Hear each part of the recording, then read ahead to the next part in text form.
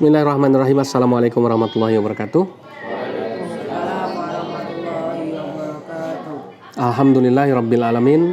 Allahumma shalli wa sallim wa barik ala sayyidina Muhammadin wa ala alihi wa ashabihi ajmain. Amma ba'du, fa ya ibadallah, ittaqullaha haqqa tuqatih wa la tamutunna illa wa antum muslimun. Rabbi a'udzubika min hamazati syayatin wa a'udzubika rabbi ayyahdurun. Shadaqallahul azim. Kita awali dengan melafadzkan basmalah bersama-sama. Bismillahirrahmanirrahim. Semoga Allah membimbing kita dari awal sampai akhir acara kita. Alhamdulillah ya, kita panjatkan puja dan puji syukur kehadirat Allah Subhanahu wa taala atas limpahan nikmat yang telah Allah karuniakan sehingga iman kita masih tetap kuat ya. Semangat dakwah kita juga tinggi untuk menyebarkan kebenaran Islam kepada siapapun yang bisa kita dakwahi. Salawat dan salam semoga terlimpah dan tercurah kepada uswah hasanah junjungan kita tercinta, suri teladan kita, Nabi kita Muhammad sallallahu alaihi wasallam, yang kita tunggu syafaatnya di yaumul qiyamah nanti. Amin ya rabbal alamin. Baik, ikhwah fillah sekalian, kita masuk ke metode kedua ya. Kalau yang lalu kita sudah sampaikan bahwa bagi para teman-teman pemula yang sedang belajar ilmu kristologi ini, kami kasih sentuhan yang sangat mendasar dulu kepadanya.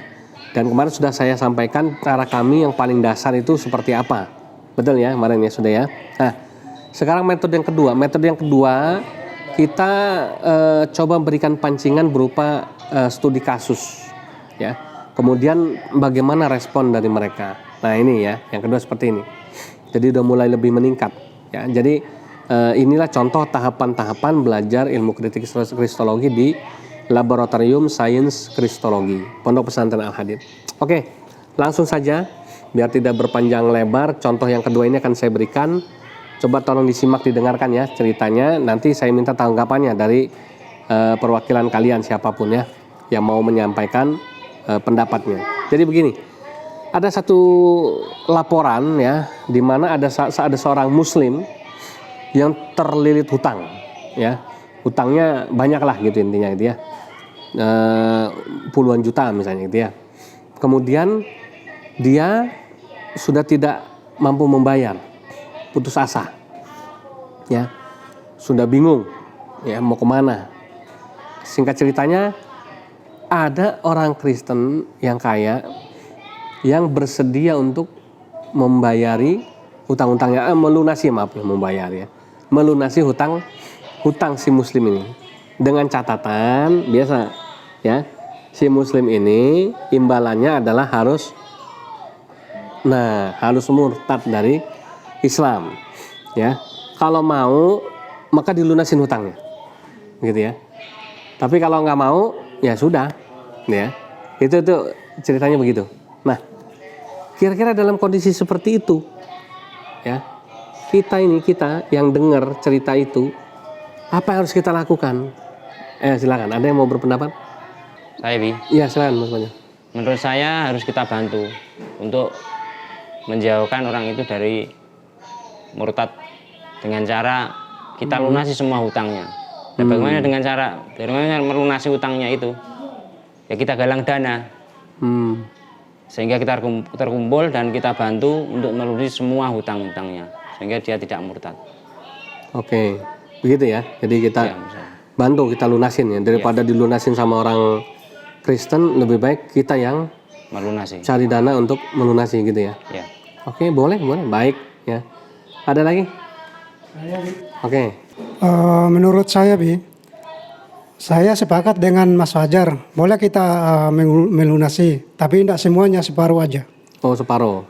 Mendingan kita lebih memperkuatkan akidah si murtad ini. Belum murtad ya si Muslim. Ya. Kita memperkuatkan akidahnya supaya lebih mantap lagi untuk tidak murtad dari agama Islam. Oke, ya. Ada lagi? Mungkin ya itu aja yang saya sampaikan, Ustadz. Ya, terima kasih. Jadi ada dua pendapat nih ya. Yang pertama mengatakan kita lunasin semua ya, daripada dilunasin sama orang Kristen. Yang kedua tadi ya, dibantu tetap ya, tapi jangan semua, separuh aja ya. Kalau Mas Arif tadi lebih fokus bagaimana kita memperkuat akidahnya tadi ya. Jadi kita kuatin akidahnya biar nggak murtad gitu ya. Tapi untuk utangnya separuh aja gitu ya. Oke ya. Sebetulnya pendapatnya sama-sama bagus. Ya, boleh-boleh saja ya. Ini dalam belajar ilmu kritik kristologi semua diperlukan tergantung dari situasi dan kondisi. Nah, begini. Ada salah satu yang sering kita lupakan ya. Kasus kristenisasi atau kasus pemurtadan yang dilaporkan pada kita ya, itu ada berbagai macam ya. Ada yang betul-betul real terjadi ya kan, ada yang mohon maaf ya, ini hanya sekedar modus, ada ya. Ada yang ketiga itu ya ternyata cuma hoax. Tuh beda ya, ada 3 ya. Kalau ini benar-benar terjadi, mungkin seperti yang disampaikan Mas Fajar dan Mas Arif bisa digabung nih. Ya. Mungkin separuh dulu. Gitu ya. Kuatin akidahnya. Ya, jangan mau enaknya doang, toto lunas. Kalau lunas otomatis ya saya kuat akidahnya, saya nggak jadi murtad, gampang. Kan gitu. Benar Mas Arif tuh. Lunasin separuh, ya. Masih mau murtad. Kalau masih mau murtad, udah ambil aja duitnya lagi, nggak usah, biar aja terserah. Berarti memang niat dia cuma karena duit. Kan gitu. Setelah dilunasi separuh, perkuat akidahnya dulu, kasih pemantapan iman gitu ya. Sampai sudah oke, sudah bagus, sudah kuat, baru kita bantu lagi. Bisa jadi seperti itu kan begitu. Kalau kita lihat situasi dan kondisinya memang dia betul-betul membutuhkan. Gitu ya. Kenapa Abi bilang tadi ada yang kedua, ada yang cuma modus. Ya ini juga kita harus hati-hati. Sekarang banyak modus-modus orang yang punya hutang mengatasnamakan pemurtadan hanya untuk nyari itu tadi ya, nyari orang simpati, empati, kemudian untuk melunasi kan gitu. Sering ini ya, Pak Ustadz minta tolong bantuan LSK ya, ada teman saya mau murtad ya kan, karena punya hutang. Kalau nggak dibantu mau dilunasin sama gereja, kemudian dia murtad. Ibadah nggak ada itu, nggak ada orang Kristen, nggak ada orang-orang gereja yang mau bantu. Ya. Jadi dia memang sengaja nyari jalan pintas, ya, supaya hutangnya lunas dengan menjual isu pemurtadan. Ada yang seperti ini. Makanya ketika Abi dengar laporan, ya, Abi tanya mana buktinya. Mana bukti ada orang Kristen yang mau ngelunasin dengan syarat murtad? Ada nggak chat WA-nya? Misalnya kalau WA lo ya, kan gitu. Kan kalau WA ada ininya, ada buktinya, kan gitu ya. Mana nomor WA si Kristennya? Biar kita telepon. Betul, kamu mau ngelunasin hutang si Fulan, ya kan? Betul, iming-imingnya supaya dia murtad. Bapak ini siapa? Enggak, saya saudaranya. Ya, saya berterima kasih sama Bapak. Kan tadi kita bisa pura-pura, ya kan? Terima kasih karena sudah mau bantu. Tolonglah Pak bantu. Udah biarin deh, saya ikhlas. Kalau memang dia mau murtad nggak apa-apa. Tapi betulkah Bapak mau bantu? Iya bantu. Betul Pak. Kalau memang ini bantuan, tapi dengan catatan supaya dia masuk Kristen. Iya. Nah kalau benar berarti benar. Kan begitu. Tapi kalau ternyata buktinya nggak ada, bukti chatnya nggak ada, nomor orang Kristen yang mau bantu katanya nggak ada, atau bisa nggak kita bertemu sama orang Kristen yang mau bantu tersebut, kan begitu. Ini juga nggak ada, nggak bisa dibuktikan. Nah ini modus. Akal-akalannya orang yang punya utang, ya kan, biar lunas, cepet, gampang menjual isu pemurtadan. Tuh, ya. Ya kalau seperti ini ngapain kita ngurusin, ya? Kalau cuma modus doang, bukan urusan kita. Kita nggak mau bantu urusan orang berbohong, gitu ya. Yang ketiga, ya ada juga yang hoax. Ya. Nggak ada itu cerita itu cuma orang Islam bikin cerita ngarang, supaya orang Islam, kalau begitu kita harus ini. Nah ini juga hoax juga nih, nggak boleh juga. Itu ya. Maka tadi sudah bagus punya semangat bantu, tapi itu tadi ada yang kurang. Ya.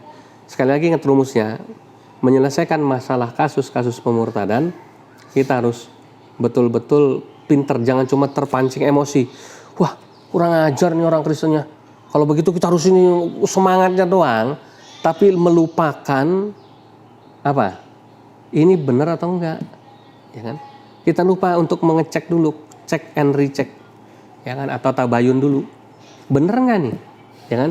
Jangan-jangan cuma bisa-bisa, karena banyak loh orang-orang Islam, saudara-saudara kita juga kadang-kadang kurang ajar, ya, mengkambing hitamkan orang Kristen untuk menebar fitnah. Ada juga yang seperti itu. Nah ini harus kita waspadai. Tapi kalau itu benar, beritanya benar, ayo sama-sama kita bantu. Itu ya, boleh dibantu semua. Tadi opsinya seperti yang disampaikan berdua. Boleh dibantu separuh dulu, kuatin akidahnya dulu. Kalau akidahnya udah kuat, nggak goyang lagi, baru kita bantu sisanya. Itu teknis ya. Yang penting cek dulu bener nggak. Ya kalau nggak benar, ya kita juga harus fair. Ya kalau memang yang salah adalah saudara kita, ya kita harus nasihatin. Ya kita harus tegur, jangan seperti itu caranya. Itu tidak baik. Ya. Tapi kalau memang hoax, ya sudah abaikan saja. Ya cuma hoax kok, ngapain kita kurang kerjaan. Ya. Gitu ya. Jadi ada beberapa cara yang bisa kita lakukan ketika kita mendengar ada satu isu tentang pemurtad, dan namanya juga isu, ya kan? Isu itu kan bisa benar, bisa enggak, kan itu. Maka kita harus hati-hati, ya. Jangan sampai terbakar emosi, semangat, tapi kita lupa, ya, bahwa kita punya kewajiban untuk mengecek dulu, ya, ngecek dulu benar apa enggak beritanya, ya. Baik itu ya, ini pemirsa cara yang kedua yang kita lakukan. Jadi kita yang kedua ini udah mulai mengajak peserta untuk merespon, ya, untuk bisa ikut aktif.